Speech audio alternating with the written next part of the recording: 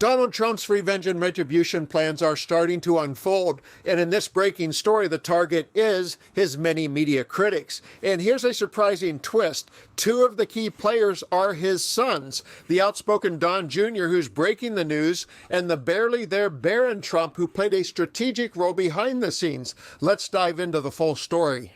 During the 2024 campaign, Donald Trump's team made a strategic move to dominate bro culture via podcast and YouTube interviews, and by all accounts, it worked. The strategy, humorously dubbed the Bro Podcast Tour, saw Trump appearing on a variety of alternative media programs.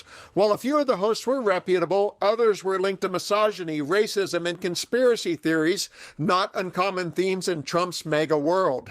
In this report from NBC, you'll learn the role that Barron Trump played in the Bro Podcast Tour. And on the other side, Don Jr. will reveal a plan for the Trump administration to keep the bromance with alternative media going by weaponizing a White House tradition against his traditional media critics. President Trump's campaign celebrating a major strategic victory. The former president's outreach to male voters seemingly paying off.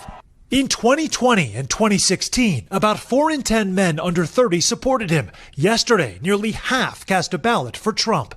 Among men who turned out for the first time, 62% supporting Trump, while 36% supported Harris. The Trump campaign has taken an unconventional approach, including appearances with unconventional media figures popular with male voters. Trump even saying he consulted his son Barron for advice.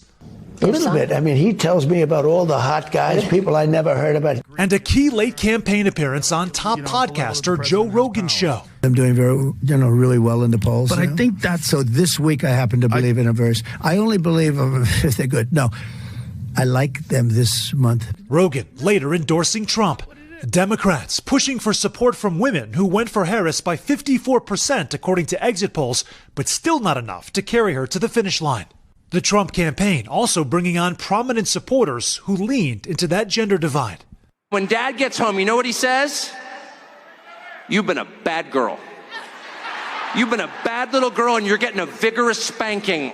Part of Trump's outreach, one of his biggest boosters, billionaire Elon Musk. He's a character, he's a special guy, he's a super genius. We have to protect our geniuses. Who contributed tens of millions of dollars in an effort to get Trump back in the White House.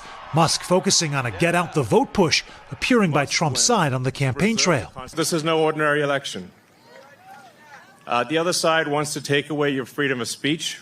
As he celebrates, Trump may be bringing the world's richest man to the White House. Oh, let me tell you, we have a new star.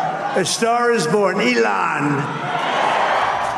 So that's how we got to this moment in time. And now for the moment that is today's breaking news. On his own podcast, Don Jr. blurted out a plan to replace the professional agitators of his father, otherwise known as reporters from legacy media who dared to criticize him, with the bro podcasters who have proven themselves to be Trump friendly.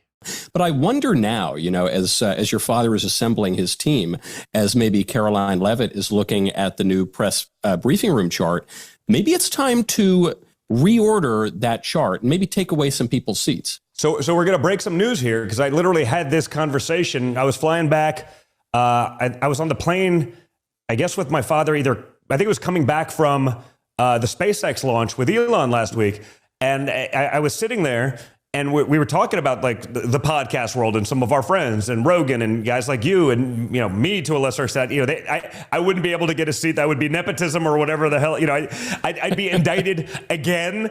I'd have to do more congressional testimony. So I'll pass. But we actually had this conversation about given how the media has behaved. I mean, you brought up the New York Times. You saw the fact check of Bobby Kennedy talking about the different ingredients in Fruit Loops. And it was like, no, it's exactly the same as Canada, except we use yellow dye number 5 here instead of orange, carrots. And we use purple dye number 2,376 instead of blueberry extract. And I'm like, that's your fact check?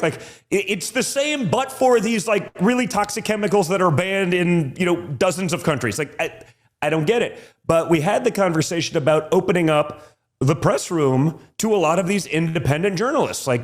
Why should, if the New York Times has lied, they've been adverse to everything, they're functioning as the marketing arm of the Democrat Party, why not open it up to people who have larger viewerships, stronger followings. Like, it's not like the New York, I mean, how much money are they losing a year? The Washington Post, lost 70 to 45 to $70 million. Doesn't seem like they're a great success.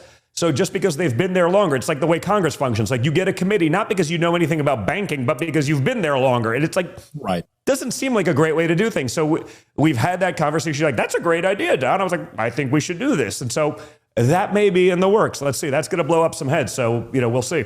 The White House briefing room has long served as a critical space for traditional media to learn in real time what the highest office is up to and serve as a watchdog in a force to hold each administration accountable by asking direct and challenging questions. And it is usually full of seasoned reporters with deep knowledge of politics and policy. But here lies the rub. We can assume that Donald Trump does not want another 4 years of facing seasoned and knowledgeable watchdogs who are holding him accountable. His contentious relationship with traditional media is well documented, often marked by one of his favorite terms. It's called fake news. At face value, including non-traditional media in the briefing room isn't a bad idea. But Donald Trump curating an audience of supportive media personalities who echo his views is a terrible idea, and it could limit public access to unbiased information and erode the press's role as a check on executive power. The implications are profound, and it's going to be interesting to see how this latest assault on our democracy plays out and if Trump can bend another institution to his will.